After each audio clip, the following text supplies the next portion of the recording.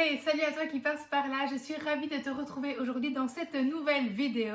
Je vous avais fait deux vidéos sur le fasting, donc mes résultats après la première semaine et puis après un mois ou 2 mois, je ne sais plus d'ailleurs.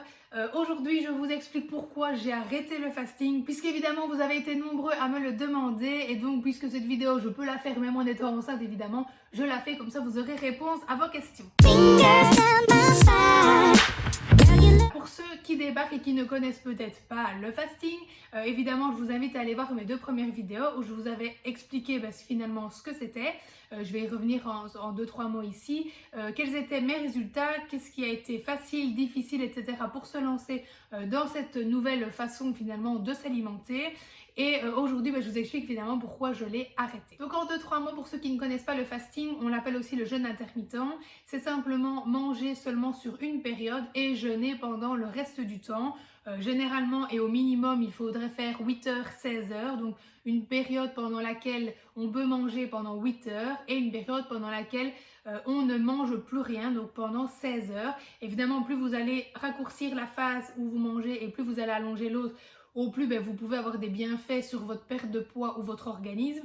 On n'a pas forcément toujours le même objectif quand on se lance dans ce genre de challenge ou quand on se lance en tout cas dans ce genre de nouvelle alimentation, de nouvelle philosophie alimentaire, si on peut appeler ça comme ça. Je m'étais personnellement lancée déjà pour avoir une petite perte de poids, ou en tout cas pour poursuivre ma perte de poids puisque j'avais déjà perdu 15 kilos à ce moment-là. J'avais vraiment surtout envie un petit peu de me dessiner plus, de sécher un petit peu et bien évidemment j'avais lu beaucoup de bienfaits sur le fasting par rapport au corps et donc c'était vraiment mon objectif ici principal puisque la perte de poids je l'avais déjà. J'avais vraiment envie en tout cas au niveau physique de me sentir beaucoup mieux. Je sais qu'il y avait des bienfaits notamment sur la digestion, sur la fatigue, etc. Que ça évitait, en tout cas diminuer le risque de maladies cardiovasculaires et autres. Et donc du coup, c'est vrai que c'était finalement intéressant puisque, encore une fois, par exemple, le petit déjeuner est quelque chose qui a été inventé pour nous obliger à consommer de manière plus excessive. Avant, on disait le déjeuner. Déjeuner, ça veut dire qu'on arrête de jeûner. Donc le petit déjeuner, ça n'a ni queue ni tête concrètement. Moi qui, en plus, culpabilisais de ne pas savoir manger le matin, je m'étais dit que c'était finalement génial. C'était là le truc qui me convenait très clairement et avec lequel j'allais certainement beaucoup mieux me sentir au niveau alimentaire puisque au moins j'allais arrêter de culpabiliser de ne pas manger le matin et ou de me forcer, quitte à me faire vomir, de manger quelque chose. Bref, je me suis donc lancée dans le fasting, première semaine assez compliquée j'avoue, puisque je vous avais expliqué, ça faisait 2 ans moi que je m'étais mise à m'obliger à manger le matin, etc. Et c'est vrai que j'avais eu énormément de bienfaits aussi sur ma fatigue, sur mon énergie quand je faisais mon sport et du coup sur ma perte de poids et vraiment j'avais régulé toute mon alimentation donc ça m'avait vraiment fait énormément de bien. Là il fallait que je retravaille dans l'autre sens, c'était assez compliqué mais bon voilà, j'avais envie de tester puisque c'est vrai que j'avais vu tellement de bienfaits là-dessus, je voulais tester. J'ai été contente au début, c'est vrai que j'ai perdu beaucoup au niveau ballonnement du ventre, pourtant je ne suis pas spécialement quelqu'un de ballonné, mais c'est vrai que j'ai vu mon ventre s'aplatir et je ne me rendais pas compte à la base que finalement ça faisait quand même encore un peu un dôme, ce qui est normal aussi, hein. On a des intestins, il y a quand même des choses qui doivent rentrer là-dedans, on ne peut pas avoir un ventre tout plat, mais je l'ai vu quand même que finalement ça avait fait du bien à mes intestins qui peut-être se sont un peu désenflammés, ont un peu dégonflé et du coup prenaient moins de place et vraiment mon ventre s'est quand même bien aplati. J'avais perdu quand même presque 3 kilos il me semble voilà, j'étais quand même assez ravie. Les premiers résultats normalement se voient après 2 mois, vraiment les vrais beaux résultats où certains perdent parfois 10 kilos, c'est impressionnant. Les hommes sèchent, on voit vraiment bien leurs abdos, etc. Et moi après 2 mois finalement j'avais pas spécialement plus de résultats que ça, à part que voilà, j'étais moins ballonnée, moins fatiguée, ça c'est vrai. J'ai vraiment repris vraiment de l'énergie et ça m'intéressait énormément. Et je n'étais plus spécialement affamée puisque de nouveau c'est une habitude alimentaire à prendre, c'est pas un régime, c'est pas quelque chose qui doit être une contrainte, c'est simplement une nouvelle manière de faire. Ça a été assez rapide, la transition a été rapide. Après une semaine vraiment, au début oui je me sentais quand même un peu affamée mais ça passait. Mais après voilà, vraiment j'avais plus spécialement cette sensation de faim, je mangeais bien et un peu plus évidemment au repas auquel je pouvais manger pour pouvoir simplement avoir de l'énergie tout le reste de ma journée et pour que la nuit puisse se passer sans me réveiller avec mon ventre qui gargouille évidemment comme un fou le matin, surtout que je ne mangeais qu'à midi. Et donc, en fait, ce qui a été assez contraignant pour moi, c'est surtout les horaires à respecter, de toujours devoir regarder l'heure, savoir si je pouvais manger, si je pouvais pas manger. Et du coup, par mon travail également, c'était assez compliqué parce que je m'étais mise une plage horaire où je commençais à manger à midi et je m'arrêtais à 18h30. Mais le problème, c'est que, enfin, ça, c'est quand on a raccourci, on a d'abord commencé à midi, 20h, puis petit à petit. Et du coup, par rapport à mon travail, ça a été compliqué parce que déjà, je n'ai pas de pause à midi. Donc, j'essaie vraiment de manger entre deux patients. Parfois, je ne mange pas. Ou alors, de manger voilà, avec mon patient quand c'est un plus grand, etc. Et bien sûr, avec son accord.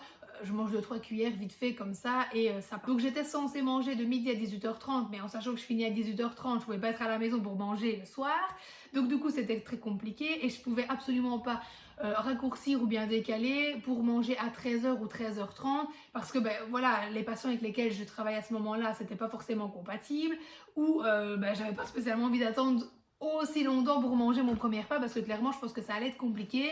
Même si j'ai un métier où je suis quand même assise principalement, c'est vrai que ça pompe quand même de l'énergie, il faut quand même être concentré avec les enfants, avec les adultes aussi bien évidemment, et ne pas avoir quelque chose dans le corps, pour moi en tout cas c'était encore compliqué. Pourtant je ne déjeunais pas spécialement le matin, mais c'est vrai que à 10h, 11h, généralement je me mangeais quand même un petit truc, là je commençais à avoir de l'appétit. Et donc là, ça allait être compliqué de pouvoir manger encore plus tard, pour pouvoir manger plus tard le soir quand je rentrais. Ce qui était aussi enquiquinant, c'est que du coup, le soir, je faisais ma séance de sport, donc souvent mon HIIT, vous savez, je faisais les HIIT de Justine Galis avant d'être enceinte, évidemment, parce que là, on est un petit peu encombré. Du coup, moi, jamais je rentrais du travail, je faisais tout de suite ma séance de sport et puis on mangeait. Sauf que de nouveau, avec le fasting, à cause des heures à respecter, mais j'avais pas envie de manger à 21h non plus parce que je préfère manger tôt pour me sentir légère quand je vais dormir. Et du coup, voilà, ça voulait dire qu'il fallait tout décaler. Moi, j'avais pas envie et je préférais faire mon sport tout de suite en rentrant. Comme ça, c'était fait. J'avais pas d'excuses. Je me posais pas trop de questions parce que c'est vrai que, comme tout le monde, je suis fatiguée quand je rentre du travail. Et je mangeais du coup après à mon aise, calmement, et voilà, ma soirée commençait. Sauf que là, avec les heures de nouveau, il fallait que je fasse mon sport après. Mais moi, manger et faire un HIIT, je vomis, hein. Donc non, je ne pouvais pas faire l'inverse, c'était pas possible. Donc bref, finalement, ça a été très contraignant. On a quand même essayé de décaler les heures pour manger jusqu'à 20h au lieu de 18h30, et du coup de commencer à manger plus tard. Sauf que moi, clairement, comme je vous le dis, avec mon boulot, c'était très compliqué. Je pouvais pas forcément manger avec les patients que je voulais. Et donc du coup, à un moment donné, j'ai dû laisser tomber parce que j'avais réallongé la plage horaire. Du coup, déjà, j'avais pas suffisamment beaucoup de résultats, enfin en tout cas au niveau du poids, etc. Je voyais plus déjà de résultats. Si en plus je réallongeais la plage, forcément ça n'allait absolument plus aller. Donc j'ai décidé de laisser tomber, un peu à contre-cœur parce que je sais que ça m'aurait apporté beaucoup de bienfaits, mais clairement avec mon boulot d'indépendante comme ça, c'était pas faisable. Et je préférais 1000 fois supprimer le petit-déj que le repas du soir. J'aurais pu aussi faire comme ça, mais non. Le soir, moi, j'ai absolument besoin de manger après ma journée. Je suis trop fatiguée, il faut que je mange. Ça me fait trop du bien. Et surtout, puisque je fais du sport, j'ai trop besoin d'énergie avant ou après. Mais j'ai besoin d'énergie et de manger, non. Donc, je pouvais pas m'arrêter trop tôt. Je préférais vraiment ne pas manger le matin que ne pas manger le soir. Ça, c'était clair et net. Donc voilà, finalement, contre-cœur, j'ai arrêté. J'ai eu très peur, bien évidemment, de reprendre du poids, du coup, de refaire l'effet inverse, puisque du coup, je me suis remise à m'obliger à manger le matin, etc. Comme je l'avais fait 2 ans auparavant grâce aux vidéos de Justine, etc. Et puis finalement, j'ai rien repris du tout. J'ai continué ma vie tranquille, comme si de rien n'était, et puis c'est tout. Donc j'ai laissé tomber, tout simplement, les fasting. C'est plus quelque chose que j'ai envie de faire parce que c'est trop contraignant pour moi. Regarder l'heure tout le temps de savoir si je peux manger, pas manger, et puis me dire « Oh mince, il est 20h05, je peux plus manger », c'était vraiment très chiant. J'ai envie de manger quand j'ai faim, et puis c'est tout. Mais là, par contre, quand j'aurai accouché, je pense que je vais refaire 1 mois, 2 mois, peut-être 3 mois de fasting. Quand j'aurai repris des forces, etc. Je ne vais pas faire ça tout de suite, évidemment. Je vais le faire pour essayer vraiment de m'aider justement à perdre les kilos que j'aurai peut-être potentiellement pris, même si j'espère ne pas en prendre de trop.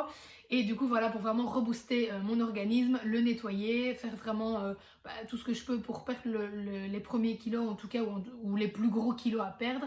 Et puis vraiment finir après sur mon habitude alimentaire de d'habitude, reprendre le sport de manière régulière, intensive. Et voilà, vraiment pouvoir après resculpter mon corps finalement comme j'en avais envie. Et je verrai après si finalement je peut-être réinstalle cette routine dans ma vie. Mais je ne pense pas. parce qu'encore une fois, niveau horaire, c'était tellement trop contraignant. Je pense que quand on travaille de la maison, par exemple, c'est beaucoup plus facile, beaucoup plus faisable.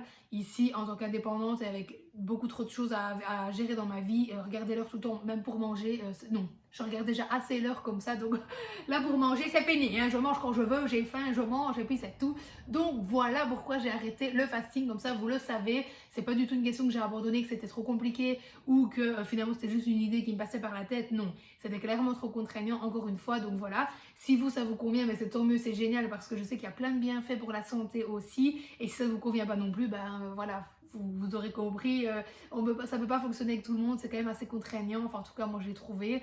Maintenant peut-être que je m'y suis mal prise, peut-être que je m'y relancerai encore une fois, je ne sais pas, on verra. Mais bon voilà pour ma petite histoire, comme ça je réponds j'espère à toutes vos questions. Et j'espère que du coup voilà, ça vous aura intéressé et que cette vidéo vous aura plu. Donc voilà, je vous laisse pour cette vidéo et je vous dis à lundi prochain 20 h pour une nouvelle vidéo.